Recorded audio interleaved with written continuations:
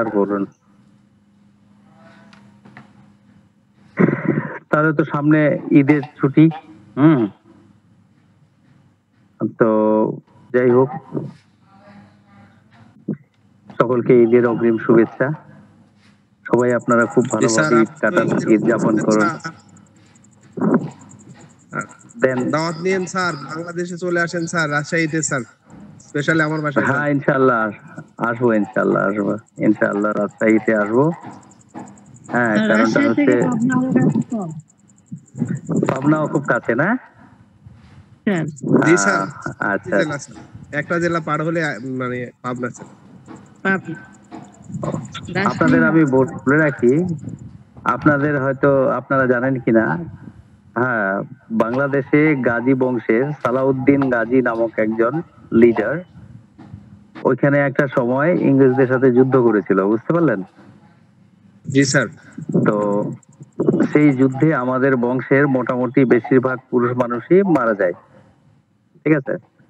এবং সেখান থেকে সেখান থেকে অল্প কিছু জন, মানে আমার দাদুর বাবা, কাকা এবং পিসি, ওই তিনজন মিলে ওরা তখন ওই দেশ থেকে এই দেশে চলে আসে।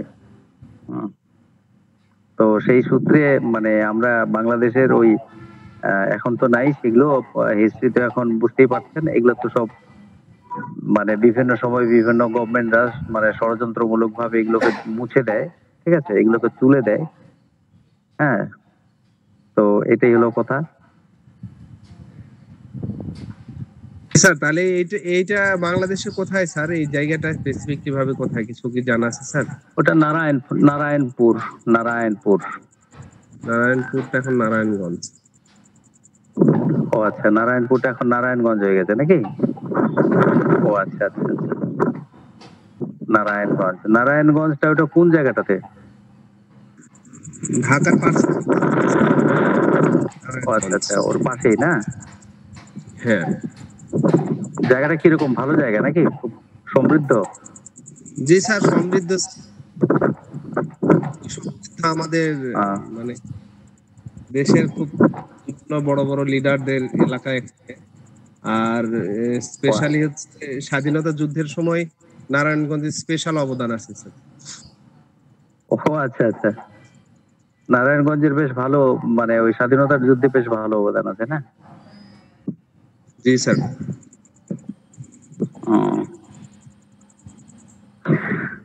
তাহলে আমি আমার লোকেশন চেঞ্জ করি। আমি তো তাহলে যাই হোক, আপনাদের মনে হয় বেশিক্ষণ অপেক্ষা করালাম না। তো আজকে আমরা ক্লাস করাবো, দিয়ে ঈদের সপ্তাহটাতে কোনো ক্লাস থাকবে না, দিয়ে আবার তারপর থেকে আবার আমরা শুরু করব কি, ওই অ্যানাটমি, ফিজিওলজি, রেপার্টরি, এই সাবজেক্টগুলো আমরা শুরু করব, বুঝতে পারলেন? ম্যাথমেটিকাটা তো মোটামুটি বুঝেই গেছেন যে অ্যালেন স্কিনট পড়ার যে স্টাইল, কি স্টাইলে পড়তে হবে, ওটা সেমিকলন, কমা, দাড়ি ইত্যাদি এই বিষয়গুলো মানে ঠিক কিরকম ভাবে ব্যবহার হয়। হ্যাঁ, আশা করি এটা আপনারা বুঝতে পেরেছেন। তাহলে এখন অ্যালেন স্কিনরটা একটু নিজে নিজে আপনারা পড়ার চেষ্টা করুন, বুঝতে পারলেন? এবার আমি শুরু করবো এটা, ওই কি বলে আপনার অ্যানাটমি, ফিজিওলজি এন্ড মানে আদার সাবজেক্ট গুলো, এবং তার সাথে সাথে মাঝে মাঝে আপনাদের আমি ওই কি বলে অ্যালেন থেকে বিভিন্ন মেডিসিন বিভিন্ন সময় আপনাদেরকে আমি দেখাতে থাকবো, বুঝতে পারলেন? জি স্যার, খুব ভালো হবে স্যার। আর মোটামুটি অ্যালেনটা কিভাবে পড়তে হয় ওর স্টাইলটা বুঝতে পারা গেছে তো? জি স্যার, বোঝা গেছে স্যার, খুব চমৎকার স্যার।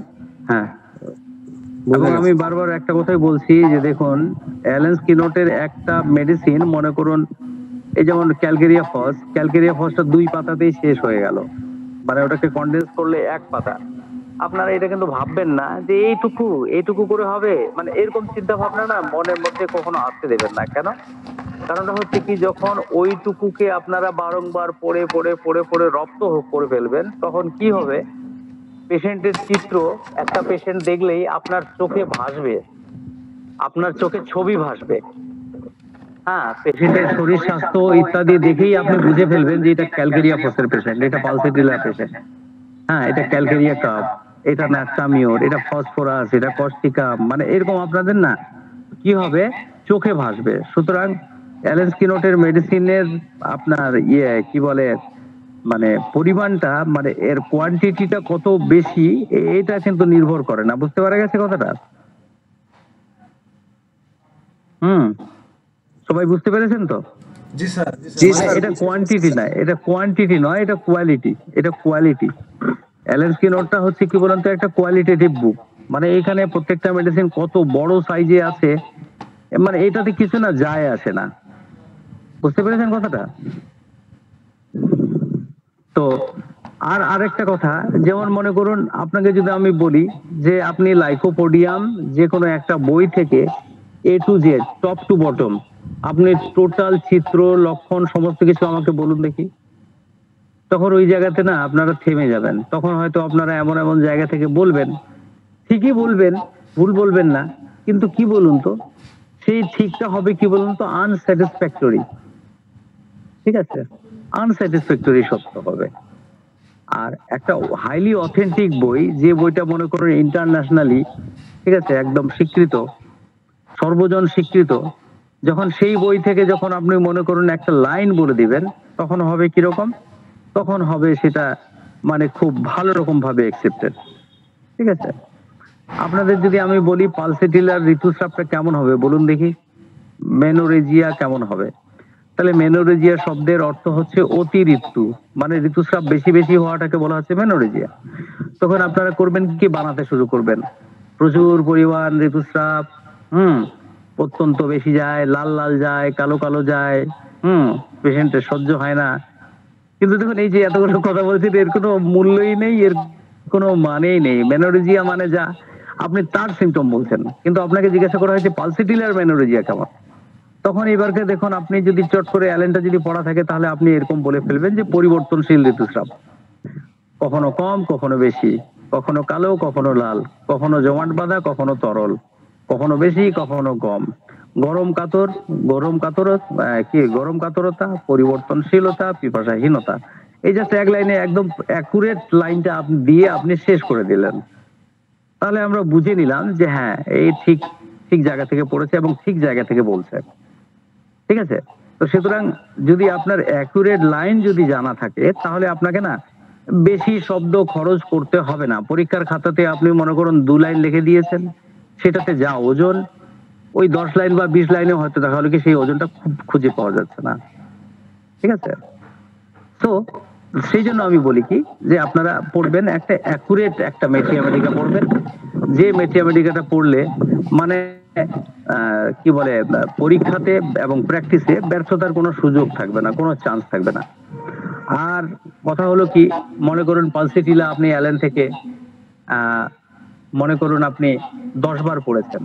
ঠিক আছে, মনে করুন পালসেটিলা অ্যালেন থেকে 10 বার পড়েছেন বা 20 বার পড়েছেন এবং গোটা মেডিসিনটাকে আপনি রপ্ত করে রেখেছেন। তাহলে এবার পালসেটিলার পেশেন্ট যদি আপনার চেম্বারে যদি আসে, তাহলে এখানে ফেল হওয়ার চান্স কেন থাকবে? কারণটা হচ্ছে কি, যে আপনারা যা দেখতে পাবেন তাই প্রয়োগ করবেন। ঠিক আছে, যেমন আমি কিছু কিছু শিক্ষকদের সাথে সহমত হতে পারি না, কেন? কারণ তারা বলে আসলে ব্যাপারটা এরকম না, অনেক গভীর, আসলে এটা এরকম করে হয় না, এটা ওইরকম করে হয়, আসলে এটা এত সহজে হয় না, আসলে সেরকম করে হয়। তো আমার এখানে প্রশ্নটা, যে আসলে এটা এরকম করে হয় না, অনেক গভীর, তাহলে এবার আমি প্রশ্ন করি সেখানে যে কত গভীর, কয় feet, 10 feet, 20 feet, 50 feet, 100 feet? ঠিক আছে, তো বন্ধুরা বুঝতে পেরেছেন কথাটা? তো সুতরাং আপনার এরকম কোনো হেয়ালি কথাবার্তা যারা বলে, আমি বলবো তাদেরকে আপনি বর্জন করে চলুন। ঠিক আছে, আসলে এই ব্যাপারটা এরকম না, অনেক বড়। কত বড় sir? 10 feet, 20 feet, 100 feet, 1000 feet, কত বড়? আপনি সেই পরিমাপটা বলুন। আসলে আপনি কি করছেন, আপনি এমন একটা ভাষা প্রয়োগ করে রেখে দিচ্ছেন যেন এটা সাধারণ মানুষদের জন্য নয়, এটার জন্য হয়তো একটা স্পেশাল মানুষের দরকার, এটা পড়ার জন্য হয়তো একটা স্পেশাল লোকের দরকার। কিরকম স্পেশাল? যে স্পেশাল লোকটাকে আল্লাহ নিজের হাতে বানিয়েছে। ঠিক আছে, মানে এরকম একটা ভাবসাব দাঁড় করানোর চেষ্টা করে। আমি সম্পূর্ণ এর বিপক্ষে। কেন? কারণ আমি মনে করি জিনিসটাকে সহজভাবে রিপ্রেজেন্ট করো, যখন দেখলাম যে হ্যাঁ সহজ জিনিসটা ছাত্ররা নিয়ে ফেলেছে, চলো তারপরে আর একটু কঠিন চাপিয়ে দাও। তাহলে এবারকার দেখা যাচ্ছে কি যে সহজ জিনিসটা চাপানোর ফলে তাদের ক্যাপাসিটিটা কিছুটা বৃদ্ধি হয়ে গেছে। এবার অল্প একটু কঠিন চাপিয়ে দিল, সেই জিনিসটা আর তেমন মনে হবে না। এবার তারপরে আরো একটু কঠিন চাপিয়ে দিন, তখন মনে হবে যে না, এই বিষয়টা বুঝি আর একটু জটিল আছে, চলো তো আর একটু মনোযোগ সহকারে পড়ো। এরকম দেখা গেল কি পড়তে পড়তে বিষয়টা সম্পূর্ণটা ক্যাপচার করে ফেললো। ঠিক আছে? তো তো এত গভীর নয়, অনেক গভীর, এত মানে এরকম নয়, অনেক বড়, এই সমস্ত কথাবার্তা যারা বলে তাদের থেকে বেঁচে থাকবেন। মনে রাখবেন, তারা আপনাদেরকে শেখানোর জন্য না, তারা নিজেদেরকে জাহির করার জন্য আসে। ঠিক আছে? আমি এটা সম্পূর্ণ বিপক্ষে। চলুন স্যার, তাহলে আমরা শুরু করি পালসেটিলা রেমেডিটা শুরু করি। ঠিক আছে? তাহলে আমরা এখানে আপনাদের সাথে স্ক্রিন শেয়ার করব। আপনাদের সাথে স্ক্রিন শেয়ার করব। আচ্ছা, এখানে শ্রাবণ চক্রবর্তী, এই ভদ্রলোকের উপস্থিতি আমি এখানে দেখতে পাচ্ছি। মিস্টার শ্রাবণ চক্রবর্তী, আপনি কি আছেন আমাদের সাথে? শুনছেন আপনি? হ্যালো? জি স্যার, শুনছি। আচ্ছা, সেদিন আপনি ক্লাসটা হওয়ার সঙ্গে সঙ্গে আপনি ক্লাস থেকে আপনি লিভ নিয়েছেন। সেদিন আপনি রুব্রিকটা জিজ্ঞাসা করেছিলেন যে মিথ্যা কথা বললে কেউ সহ্য করতে পারে না। তো ওটার একটা রুব্রিক আছে চ্যাপ্টার ইরিটেবিলিটিতে। হ্যাঁ, আমি সঙ্গে সঙ্গে তার 1 মিনিট বাদেই আমি রুব্রিকটা মানে আমি দেখে আমি আবার গ্রুপে এসে আমি বলেছিলাম যে ইরিটেবিলিটি কি লাইজ হেয়ারিং অন। ঠিক আছে? মানে মিথ্যা শুনলে তার মধ্যে ইরিটেবিলিটি হয় বা সহ্য হয় না। এটাতে একটাই মেডিসিন আছে, সেটা হচ্ছে পোডোফাইলাম। তার অথর হচ্ছে FD4। তার মানে এটা ফ্রেডরিক স্ট্রয়েন, এটা তার নিজের ড্রাগ প্রুভিং সেন্টারে এটাকে রিসার্চ করে টোরে এটাকে সেট করেছে এই মেডিসিনটাকে। এবং ক্লিনিক্যালি এটা কতটা ঠিক হবে এটা প্রয়োগ না করলে এটা বোঝা যাবে না। বুঝতে পেরেছেন? তো আমি আপনাকে বলে দিলাম রুব্রিকটা। আমি যদি মনে করেন আমি এটাকে আবার স্ক্রিন শেয়ার করে আমি আপনাদেরকে দেখিয়ে দিব। ঠিক আছে?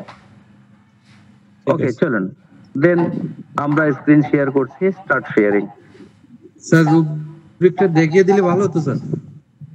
আচ্ছা, চলুন এখনই দেখিয়ে দিচ্ছি।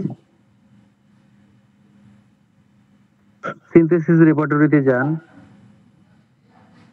আপনারা মাইন্ডে যান, আপনারা ইরিটেবিলিটিতে যান, LIES, lies hearing, lies when hearing, মিথ্যা যখন শোনে তখন রাগ করে। দেখুন পোডোফাইলাম FD3, সরি FD4 না, FD3। ঠিক আছে? এই যে দেখুন FD3 রুব্রিকটা দেখা গেছে। Mild irritability, lies when hearing, মানে ওয়েন হিয়ারিং লাইজ। ঠিক আছে? রুব্রিকটা দেখিয়ে দিলাম। চলুন স্যার, এবার তাহলে আমরা আসি পালসেটে। হ্যাঁ স্যার, FD3 তে কি বোঝানো হচ্ছে এখানে? ওটা অথার যেমন BG2 লেখা আছে, মানে ওটা হচ্ছে কোন অথার, তার এটা মানে সংক্ষিপ্ত নামটা দিয়েছে কোন অথার ওটা। হ্যাঁ, FD3।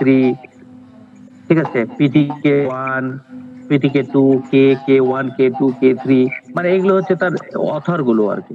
সেই ওটাতে আপনারা ক্লিক করবেন, ওটাতে ক্লিক করলে আপনারা নামটা জেনে যাবেন যে এটা কোন অথার থেকে নেওয়া হয়েছে। তাহলে বন্ধুরা, পালসেটিলা হচ্ছে একটা ভেজিটেবল কিংডমের মেডিসিন। দেখুন পালসেটিলা যে গাছটা থেকে তৈরি হয়, তার ফুলটা দেখে বোঝা যাচ্ছে কি খুব সুন্দর। ঠিক আছে? ডার্ক রেড বা ব্রাউন, সরি কালার যদি একটু ভুল বলি আপনারা কিছু মনে করবেন না, বিকজ আমার একটু কালার ব্লাইন্ডনেস আছে, মানে পার্টিকুলার কালার আইডেন্টিফাই করা এটা আমার জন্য খুব কষ্টকর ব্যাপার। ঠিক আছে? দেখুন আপনারা এটা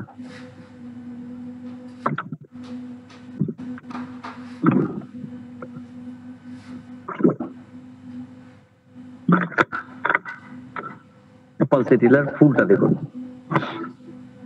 তাহলে বন্ধুরা, পালসেটিলা এর কমন নেম হচ্ছে অ্যানিমন। এটা দেখুন ভেজিটেবল কিংডমের মেডিসিন। এখানে দেখুন পালসেটিলার এক্সিসটা আপনারা দেখুন। পালসেটিলা হচ্ছে থার্সলেস, এখানে 4+ দিয়ে আন্ডারলাইন করা আছে। মানে এটা আমি বহু আগে এটা নোট করেছিলাম, তখন আমি এইভাবে গ্রেডেশন গুলোকে বোঝানোর চেষ্টা করতাম। এটা দেখুন বোল্ড লেখা আছে, মানে এটা ফার্স্ট গ্রেড, এবং আন্ডারলাইন মানে এটা সুপার গ্রেড হয়ে গেল। তাহলে তাহলে পালসিটিলা হচ্ছে থার্স্টলেস এবং রেয়ারলি থার্স্টি। ঠিক আছে, পালসিটিলার যখন কোনো অ্যাকিউট কেস আসবে তখন আপনারা দেখবেন এটা একেবারে থার্স্টলেস, এবং ক্রনিকের ক্ষেত্রে এটা অনেক সময় থার্স্টি হতে পারে। এবং এর কাতরতা T by R, T for thermal, R for reaction, T by R hot triple plus, এবং গরম কাতর। এবং অ্যাকিউটের ক্ষেত্রে এটা গরম কাতর, এবং এটা অনেক সময় চিলিও আমরা পাই। কিন্তু একটা জিনিস দেখুন, একটা জিনিস কথা মাথায় রাখুন, যে কোনো মেডিসিন, স্পেশালি পলিক্রেস্ট রেমেডি গুলো, তারা থার্স্টি এবং থার্স্টলেস বোথ। ঠিক আছে, তারা চিলিয়ান হট বোথ। তাহলে এবার আমি যদি আপনাদেরকে বলি Pulsatilla thirsty thirstless, Pulsatilla chilly hot, তাহলে আপনারা এটা থেকে কোনো কিছু নির্দিষ্ট কিছু বুঝতে পারবেন? বলুন। তাহলে এখানে আপনারা নির্দিষ্ট স্পেসিফিক আপনারা কিছু বুঝতে পারবেন না। ঠিক আছে, আমি যদি সবকিছুকে যদি সবার সাথে একই রকম ভাবে যদি লাগিয়ে দিই, তাহলে এই কারণে এখানে এক্সিসটা রাখা হয়েছে। এক্সিসটা হচ্ছে বেশি বেশি গ্রহণযোগ্য হবে অ্যাকিউটের ক্ষেত্রে। ক্রনিকের ক্ষেত্রে কিন্তু এক্সিস 100% গ্রহণযোগ্য হবে না, কারণ আমরা চিলি পেশেন্টও পালসিটিলা প্রয়োগ করতে পারি, থার্স্টি পেশেন্টও পালসিটিলা প্রয়োগ করতে পারি। কিন্তু যখন সিমটম ভেরি পালসিটিলার প্রিডমিনেন্ট সিমটম হবে, যখন অ্যাকিউট যখন ব্যাপারটা থাকবে, তখন এই আপনার কি বলে এক্সিসটা, এটাকে খুব বেশি বেশি গুরুত্ব দিতে হবে। তাহলে Pulsatilla is thirstless and Pulsatilla is hot. এর মায়াজম কি? পালসিটিলার মায়াজম হচ্ছে সাইকোসিস এবং টিউবারকুলার। এইচ.এম. চৌধুরী, হরিমোহন চৌধুরীর বই থেকে পালসিটিলাটাকে টিউবারকুলার মায়াজম ধরা হয় ফার্স্ট গ্রেড। ঠিক আছে, কিন্তু আদার সোর্স থেকে যদি আপনারা দেখেন তাহলে এতে সোরাও পাবেন, সবকিছুই পাবেন, কিন্তু এটা মেইনলি সাইকোটিক রেমেডি। এটা হচ্ছে একটা অ্যান্টি সাইকোটিক রেমেডি। এর সাইড কোনটা? পালসিটিলা বেশিরভাগটা রাইট সাইডে বেশি ভালো কাজ করে, এবং এর সিমটম গুলো অল্টারনেটিং সাইডেও কিন্তু হতে পারে। ঠিক আছে, এবং এর টেম্পারামেন্টটা এখানে লেখা নেই। এটা হচ্ছে মাইল্ড টেম্পারামেন্ট, এবং এর ঘামটা কিরকম? এক পাশে হবে, ডান পাশে হবে, অথবা বাম পাশে হবে। এর ঘাম হচ্ছে অফেন্সিভ, মিষ্টি গন্ধযুক্ত, সন্ধ্যাবেলায় হবে, লাস্টিং অল নাইট, এবং সারা রাত থাকবে। তাহলে পালসিটিলার ফার্স্ট হচ্ছে লেস, টি বাই আর মানে থার্মাল রিঅ্যাকশন হচ্ছে হট, মায়াজম হচ্ছে সাইকোসিস অর টিউবারকুলার, পালসিটিলার রাইট সাইডে রেমেডি, এবং পার্সপিরেশন, পালসিটিলার টেম্পারামেন্ট হচ্ছে মাইল্ড টেম্পারামেন্ট। পালসিটিলার পার্সপিরেশন অর্থাৎ ঘাম হবে শরীরের যে কোনো এক পাশে হতে পারে, বিশেষত বাম পাশে হতে পারে। এর ঘাম দুর্গন্ধযুক্ত হবে, মিষ্টি গন্ধযুক্ত হবে, সন্ধ্যাবেলা বেশি হবে, এবং সারা রাত থাকতে পারে। ঠিক আছে, এবার দেখুন, আমি যে কোনো মেডিসিনে আগে এলিমেন্টস ফ্রম মানে পীড়ার কারণ, রোগের কারণটাকে আমি সবার উপরে রাখি। কেন? কারণটা হচ্ছে কি, দেখুন, এটিওলজিক্যাল সিমটম যদি আপনারা পেয়ে যান তাহলে আপনাদের ক্ষেত্রে পালসিটিলা বা যে কোনো মেডিসিন প্রেসক্রাইব করাটা খুব সহজ হবে। যদি আমি কোনো এটিওলজি পেয়ে যাই, দেখুন এখানে এর এটিওলজি সিমটম গুলো আমি এখানে দিয়েছি। এলিমেন্টস ফ্রম: গুরুপাক খাদ্য খাবার খেয়ে, কেক খেয়ে, মশলা সহযোগে পোড়ানো খাবার খেয়ে, বিশেষত শুকরের মাংস বা কাবাব খেয়ে হজমের গন্ডগোল হলে। তাহলে বন্ধুরা এখানে দেখুন, গুরুপাক খাদ্য, সরি, হ্যালো হ্যালো হ্যালো, সাথে আছেন আপনারা? জি স্যার, শুনছি স্যার, শোনা যাচ্ছে স্যার। হ্যাঁ, সাথে আছেন আপনারা, ঠিক। তাহলে এখানে দেখুন, গুরুপাক খাবার, গুরুপাক মানে হচ্ছে কড়া পাকের খাবার, মানে যে মাংসটাকে বা যে খাবারটাকে একদম ভালো করে ফ্রাই করা হয়েছে, খুব কষে কষে রান্না করা হয়েছে, তেল ঝাল মশলা বেশ দারুণ করে দেওয়া হয়েছে, তাহলে এটা হচ্ছে গুরুপাক খাদ্য। গুরুপাক খাদ্য খাবার খেয়ে, কেক খেয়ে, বা মশলা দিয়ে পোড়ানো কোনো খাবার খেয়ে, বিশেষত শুকরের মাংস বা কাবাব জাতীয় খাবার খেয়ে যদি হজমের গন্ডগোল হয়, তাহলে এখানে আমরা পালসিটিলার কথা সবার আগে চিন্তা করব, এবং তারপরে আমরা রাখবো কার্বোভেজকে। কার্বোভেজের ক্ষেত্রে যদি হয় তখন দেখবেন আপনারা কি, হজমের গন্ডগোল, পেট ফাঁপা, গ্যাস এবং উদরাময়, পেট ফাঁপা, গ্যাস এবং উদরাময়, গরম কাতরতা, পাখার বাতাস চাওয়া, এবং আপনি আপনার হাত দিয়ে যদি পরীক্ষা করে দেখেন তাহলে রোগীর হাতের পাতা, হাত, এগুলো একটু ঠান্ডা ঠান্ডা মনে হবে। তাহলে আপনারা পালসিটিলার সাথে কার্বোভেজের পার্থক্যটা আপনারা বুঝে গেছেন। তবে কমনলি তেল জাতীয় খাবার, তৈলাক্ত খাবার এগুলো খেয়ে যদি কোনো হজমের গন্ডগোল হয়, তাহলে এখানে পালসিটিলাটা কিন্তু সব থেকে বেশি ব্যবহার হয়। পাকস্থলীতে খালি খালি বোধ, বিশেষত যারা খুব বেশি চা পান করেন তাদের, ঠিক আছে, পেটটা খালি খালি খালি মনে হচ্ছে পেটটা, এই লক্ষণটা কাদের মধ্যে দেখা যাবে? যারা বেশি বেশি করে চা খায় তাদের ক্ষেত্রে যদি এই লক্ষণটা হয় আসে, তাহলে আমরা পালসিটিলাটা প্রেসক্রাইব করতে পারি। উদরাময়, ফলমূল খেয়ে, ঠান্ডা খাবার খেয়ে বা পানীয় পান করে অথবা আইসক্রিম খেয়ে, তাহলে ফলমূল, ঠান্ডা খাবার, ঠান্ডা পানীয়, আইসক্রিম ইত্যাদি খেয়ে যদি পাতলা পায়খানা হয় তাহলে আমরা পালসিটির কথা চিন্তা করব এবং তার সাথে আর্সেনিক এবং ব্রায়োনিয়াটাকে কম্পেয়ার করব। আর্সেনিক এবং ব্রায়োনিয়াকে আমরা কম্পেয়ার করব। যদি নাশপাতি খেয়ে যদি পেটের গন্ডগোল হয় তাহলে ভেরেট্রাম চায়না, পেঁয়াজ খেয়ে হলে আপনার থুজা, শামুক জাতীয় খাবার খেয়ে যদি হয় তাহলে ব্রোমিয়াম লাইকোপোডিয়াম, দুধ খেয়ে যদি পেট খারাপ হয় তাহলে ক্যালকেরিয়া নাট্রাম কাপ নিকোলাম সালফার, দূষিত জল পান করার পরে যদি সমস্যা হয় তাহলে ক্যাম্ফোর জিঙ্কাম। ঠিক আছে, তাহলে আপনারা পাতলা পায়খানার সমস্যাটা কিরকম? ফলমূল খেয়ে, ঠান্ডা খাবার খেয়ে, আইসক্রিম খেয়ে যদি হচ্ছে তাহলে আমরা পালসিটির কথা চিন্তা করব, কম্পেয়ার করব আর্সেনিক এন্ড ব্রায়োনিয়ার সাথে। নাশপাতি খেয়ে হলে ভেরেট্রাম চায়না, পেঁয়াজ খেয়ে থুজা, শামুক খেয়ে ব্রোমিয়াম লাইকো, দুধ খেয়ে হলে ক্যালকেরিয়া নাট্রাম কাপ নিকোলাম মেথ সালফার, দূষিত জল পান করার পরে camphor Zingiber officinalis. Chamomilla, quinine ও পারদ অপব্যবহার এবং অতিরিক্ত চা পানের কুফল। বেশি করে ক্যামোমিলা মেডিসিনটা প্রয়োগ করে দিয়েছেন বা বেশি বেশি কুইনাইন প্রয়োগ করে দিয়েছেন বা পারদ জাতীয় কোনো পদার্থ ব্যবহার হয়েছে এবং বা অতিরিক্ত চা পানের পরে যদি সমস্যা হয়েছে তাহলে আমরা পালসিটিলা এবং সালফারকে চিন্তা করব। আচ্ছা বন্ধুরা, আমরা বিভিন্ন বইয়ে দেখি যে পারদ ব্যবহার, আপনারা নিশ্চয়ই এই বিষয়টা বুঝতে পারেন না। দেখুন, পারদের ব্যবহার হাসপাতালে আপনারা দেখবেন যে ড্রেসিং যখন করে দুই রকমের ওষুধ দিয়ে করে, একটা লাল ওষুধ, নীল ওষুধ। ঠিক আছে, তার মানে হচ্ছে একটা মার্কারি দিয়ে আর একটা বিটারাইন দিয়ে। ঠিক আছে, তাহলে এই লাল ওষুধ এবং নীল ওষুধ এই দুটার মধ্যে যেটা আপনার নীল রঙের ওষুধ সেটা কিন্তু মার্কারি কম্পোজিশন থাকে। তাহলে এই পয়েন্টটা আপনারা মনে রাখবেন। পালসিটিলার অ্যাগ্রাভেশন অ্যামিলিয়েশনটা আপনারা দেখুন, পালসিটিলা মেডিসিনটা বৃদ্ধি হয় কি আবদ্ধ এবং গরম ঘরের ভিতরে। ঠিক আছে, মনে করেন প্রচন্ড সর্দি হয়েছে, ঠিক আছে, নাক দিয়ে জলটা বেশ ভালোই পড়ছে, সর্দিটা বেশ ভালোই বেরোচ্ছে, একটু গাঢ় টাইপের। এলিয়ান সেপা হলে কিন্তু পাতলা হবে, জলের মতো হবে, না ঘেজে যাবে। এবং পালসিটিলার ক্ষেত্রে হবে কি একটু গাঢ় টাইপের। যখন ঘরের বাইরে থাকছে তখন নিঃশ্বাসটা ঠিকঠাক নিতে পারছে, কিন্তু ঘরের ভিতরে যখন ঢুকলো, আবদ্ধ ঘরের ভিতরে, তখন দেখা যাচ্ছে যে তার দম বন্ধ ভাব আসছে, খোলামেলা বাতাসে থাকলে ভালো রাখছে। তাহলে আবদ্ধ ঘর এবং গরম ঘরের ভিতরে আপনার সমস্যাগুলো বাড়ছে। সন্ধ্যাবেলা, ইভিনিং আওয়ারে, গোধূলি লগ্নে, যখন সূর্যের লাল আভাটা বর্তমান থাকছে সেই সময়টাতে বৃদ্ধি। সঞ্চালনের শুরুতে রাস্টক্সের মতন যখন নড়াচড়া শুরু করছে সেই সময়টাতে বৃদ্ধি। যন্ত্রণাহীন পার্শ্বে, মানে যে পার্শ্বে ব্যথাটা নেই অথবা বাম পার্শ্বে শুলে কষ্টটা বৃদ্ধি পাচ্ছে। তাহলে বেদনাহীন পার্শ্বে অথবা বাম পার্শ্বে শুলে সমস্যাটা বৃদ্ধি পায়। আর কি খাবার পরে বৃদ্ধি, এটা বরিক থেকে টোকা হয়েছে। খুব রিচ বা তৈলাক্ত খাদ্য, চর্বি জাতীয় খাদ্য হজম করা কষ্টকর খাবার খাওয়ার পরে বৃদ্ধি। বাম দিকে অথবা বেদনাপূর্ণ পার্শ্বের ঠিক বিপরীতে চাপ দিয়ে শুলেই বৃদ্ধি।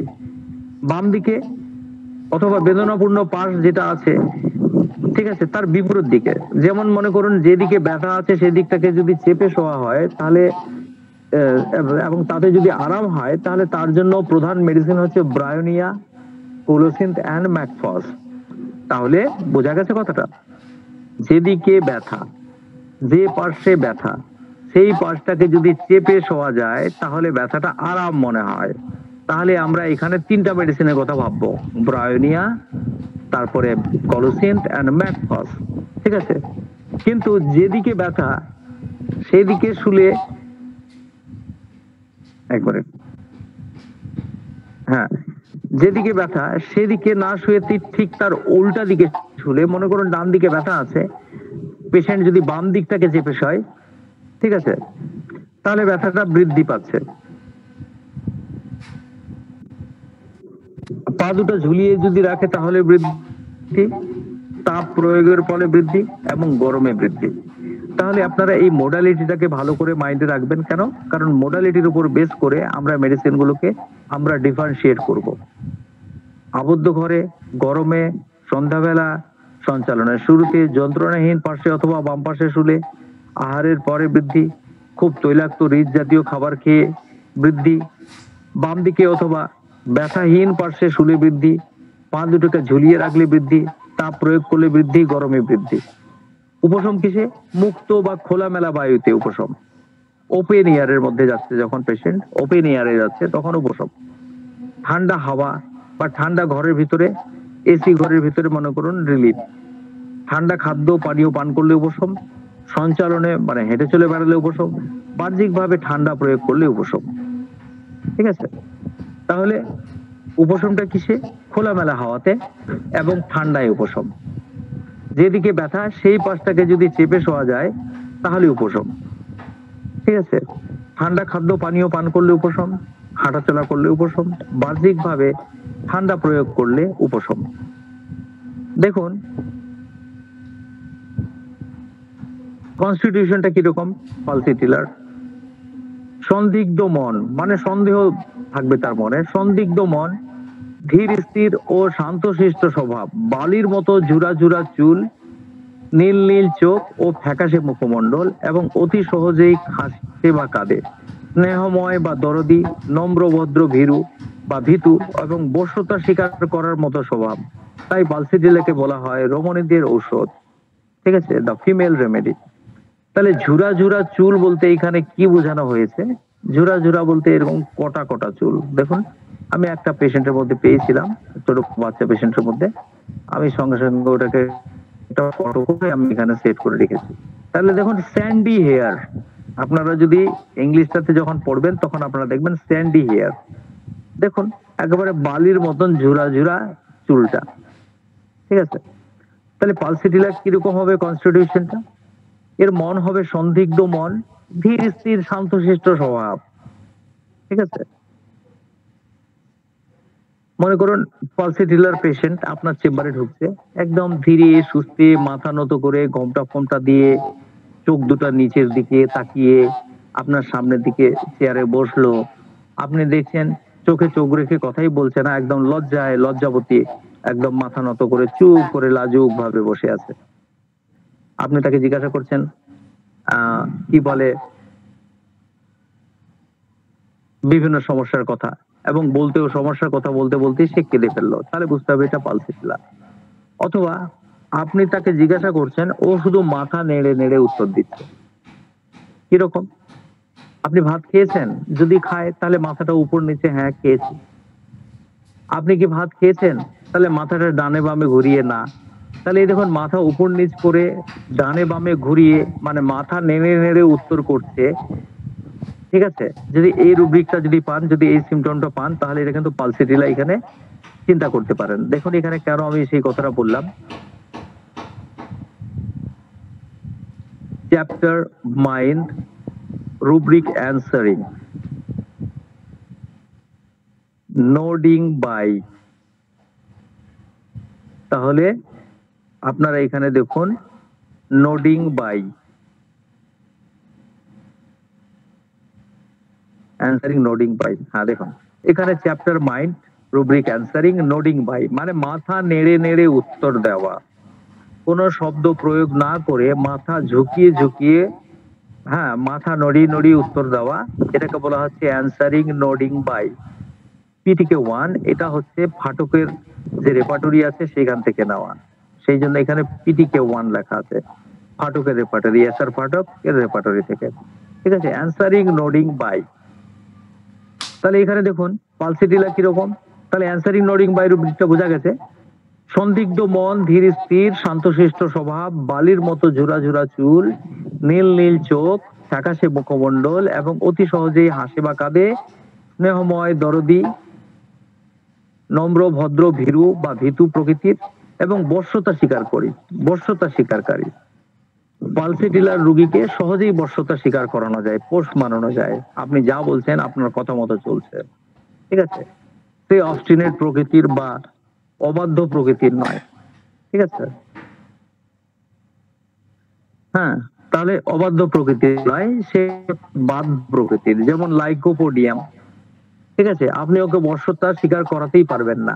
ঠিক আছে, সে হচ্ছে ডিক্টেটোরিয়াল, সে উল্টা আপনাকে বশ্যতা মানানোর চেষ্টা করবে, মানে আপনাকে পোষ মানানোর চেষ্টা করবে। তাহলে পালসিটিলের রোগী হচ্ছে কিরকম, বশ্যতাশীল। এবার সে কখনো আপনার মুখে মুখে তর্ক করবে না, আপনি ওকে যেভাবে চালাতে চাইবেন ও সেইভাবে চলবে। আচ্ছা উঠুন, উঠছে, আচ্ছা বসুন, আচ্ছা হাতটা দেখান, হাতটা দেখাচ্ছে, বা লজ্জা পাচ্ছে। ঠিক আছে, এবং আপনি যদি তাকে একটু কড়া ভাবেও যদি কোনো কথা বলেন, সে আপনার মুখে মুখে কখনো তর্ক করবে না। ঠিক আছে, কিন্তু সেই জায়গাতে আপনার ক্যামোমিলা, লাইকোপোডিয়াম, এই সমস্ত মেডিসিনের যারা রোগী তারা কিন্তু এই বিষয়টাকে স্বীকার করবেন না। ঠিক আছে, তাহলে পালসিটিলার পেশেন্টকে আপনি বশ্যতা মানাতে পারবেন, এই লাইনটা আপনারা মাথায় রাখবেন। যখন দেখবেন আপনাদের সামনে পেশেন্ট কন্ট্রাডিক্টরি, ঠিক আছে, আপনাকে মুড দেখানোর চেষ্টা করছে, তাহলে বুঝতে হবে যেটা পালসিটিলার নয়। মোটা হওয়ার প্রবণতাযুক্ত রমণীগণ তৎসহ অতি অল্প পরিমাণ ও দীর্ঘদিন ধরে চলতে থাকা ঋতুস্রাব। ঠিক আছে, পালসিটিলার পেশেন্টটা কিরকম, একটু মোটা সোটা হওয়ার টেন্ডেন্সি আছে, এবং তাদের যে মেনোরেজিয়া হচ্ছে অতি অল্প পরিমাণ এবং দীর্ঘদিন ধরে চলতে থাকা। তাহলে দেখুন মেনোরেজিয়াতে পালসিটিলার সিমটমটা কি আপনারা এখানে ধরে ফেললেন, অতি অল্প, আন্ডারলাইন করাই আছে, অতি অল্প। দেখুন, অতি অল্প পরিমাণ ও দীর্ঘদিন ধরে চলতে থাকা ঋতুস্রাব, কম্পেয়ার গ্রাফাইটিস। তাহলে গ্রাফাইটিসের সাথে কিভাবে কম্পেয়ার করব, Pulsatilla is hot patient and Graphites is chilly patient. পালসিটিলার পেশেন্টরা রিচ খাবার পছন্দ করবে, কিন্তু গ্রাফাইটিসের পেশেন্টরা মাছ পছন্দ করবে না, মিষ্টি জাতীয় খাবার পছন্দ করবে না। ঠিক আছে, এবং শীত কাতুরে হবে, একটু মোটা সোটা হবে, শরীরের চামড়াগুলো একটু রাফ হবে। ঠিক আছে, আপনি হাত দিয়ে যখন দেখতে যাবেন তখন দেখবেন যে ড্রাই এন্ড রাফ। তাহলে এই পর্যন্ত আমি আশা করি বুঝাতে পেরেছি। Mental generals, mental symptom, pulsatilla patient সহজেই কাঁদে, না কেঁদে সে প্রায় তার রোগের কথা বর্ণনাই করতে না।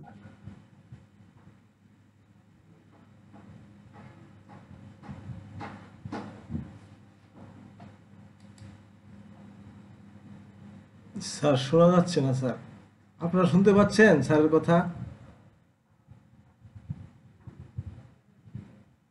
না, এতক্ষণ তো শুনতেছিলাম না, এই মুহূর্তে শোনা এখন যাচ্ছে না। শুনতে পারছি না, এতক্ষণ শুনতে পারছি। ও, আচ্ছা আচ্ছা, স্যারকে হোয়াটসঅ্যাপে কল দিচ্ছি।